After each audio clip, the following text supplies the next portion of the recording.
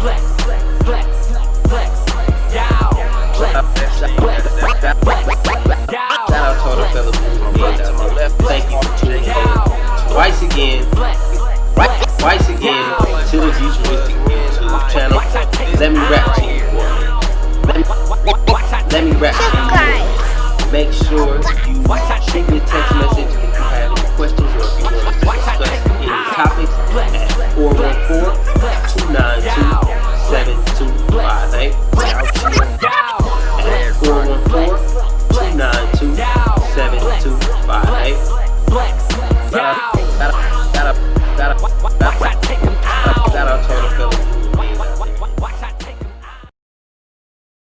Yo, what's good, y'all? Shout out to all the fellow human beings out there. Thank you for tuning in twice again to the Viewturistic YouTube channel. Been a long time since we done one of these episodes, because for the past, over the summer, we had our If You Can View It, You Can Do It series, where we interview different entrepreneurs and different people coming up in their respective lanes. So we wanted to definitely give some spotlight to some other people for a while, but now we're back with our viewology episodes, and today I want to talk to y'all about when no actually means go.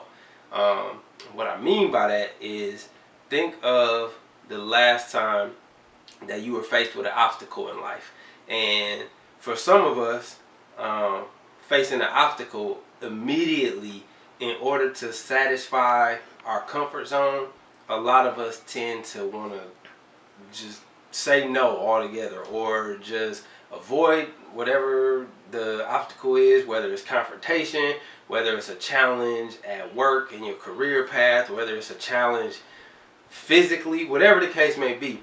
Oftentimes, some of our first initial gut reactions when we're facing an obstacle like that is to say no. However, one thing, if there's one thing that I have learned over the past 2 years of this crazy journey that I've been on, it's that sometimes when you do see a no, that's actually your signal to actually go. I was reading a book on the plane on one of my many flights between Las Vegas and Milwaukee, which I'll talk to y'all about that too. I was reading a book. It was actually a self-help, professional development book, which I actually, in the last maybe year or so, I kind of started to ditch those, because I've probably read about somewhere near 100 something of those professional self-help books over the past probably 10 years. That's when I actually first started getting into reading those type of books. And initially, when I was younger, I actually needed that spark and that extra push and motivation from someone else's perspective on telling me what I need to do or how I need to live my life to be a better person, or to get the life that I desire, or the secrets to success. You name all the cliche titles that are out there. I've read many of them. And what I've learned over those 10 years of reading those books is, most of those authors are saying a lot of the same shit. They're just saying it in a different way. So eventually I started to build up my own discernment to take what was useful from those and disregard what wasn't useful. And before I knew it, I kind of figured out that I don't really have much of an interest in reading those books anymore, because a lot of it is focused on other people telling you how to live your life based on their experiences, which I advocate that, because that's what we're doing on the Viewturistic YouTube channel.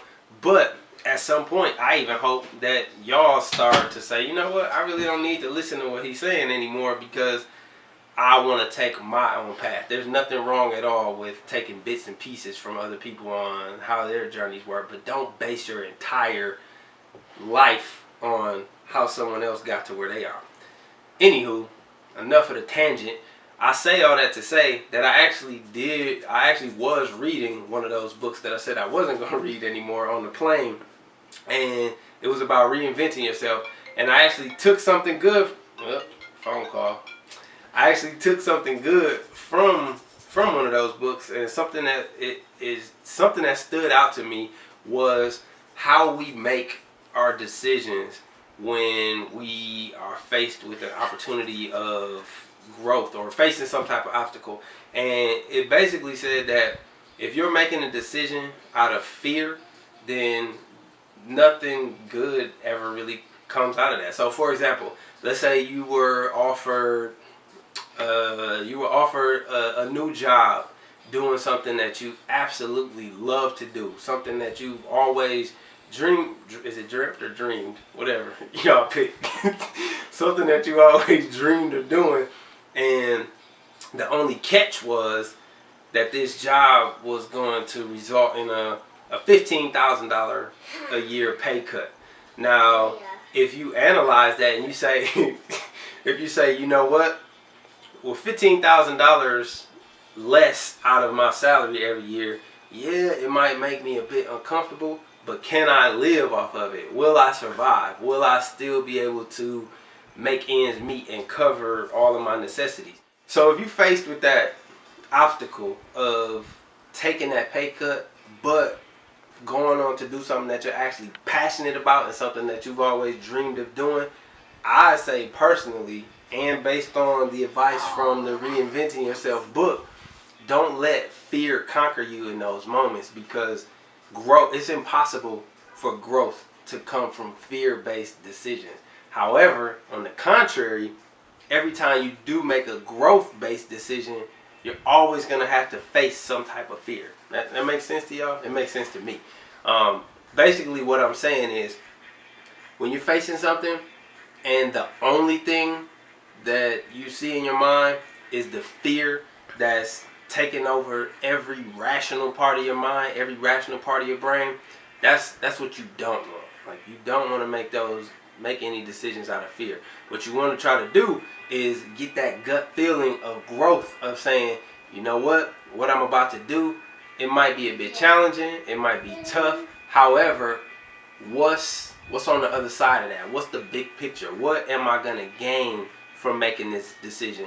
Now, in the case of the example that I just gave to you, yeah, initially you might be taking a significant pay cut, but what you're gonna get back is time, and that's something that's invaluable. Like, time is priceless. You can't put a price on your time and how much you enjoy every waking minute of your life. And I guarantee you, I mean, I can't say this is for everybody, because some people literally are only motivated by money. But if you're the type of person that's driven by passion, I can almost guarantee you that when that initial shock goes away of that pay cut, you're going to appreciate taking that job that you actually enjoy getting up and going to every day, versus staying somewhere where you were completely miserable and just getting that $15,000 more a year. Because what that's going to do is open up your mind. It's going to open up all those pathways of motivation to want to do even better in that role that you took that pay cut for.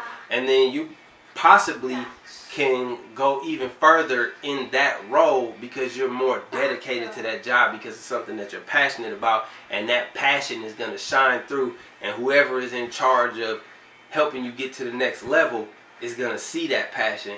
They're going to feel that passion from you, and you're likely going to grow a lot more based on that decision, opposed to making a decision out of fear because you fear making less money. I'll give you a personal example. So for the last 2 years, I've been doing something that if you would have told me probably 2 years before the 2 years that I've been doing this, that I would be able to make it through what I've been doing, I probably would have looked at you like you were crazy. So it's coming up, it's actually coming up on 2 years exactly, because I was offered the position on my birthday of 2015. So November 4th, 2015, I received a job offer from my current job right now to come back to my hometown to do my job. And originally, there had to be a lot of adjustments to be made for me to even do the job, because my ex-wife and I have joint custody over my son, and that's something that I'll never abandon role or my responsibilities as a dad. So I have him 50% of the time, and his mom has him 50% of the time. And the way that our schedule is split up right now is we have a 2-week rotation.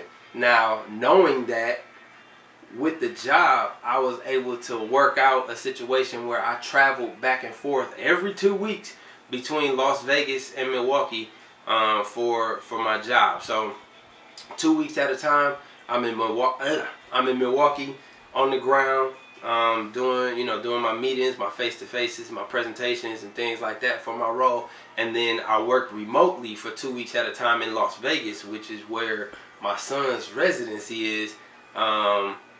Yeah, I work remotely during those 2 weeks, and I do a lot of my follow-up work and things like that. However, when I originally was offered this position, I had no clue like how I was gonna make all this work.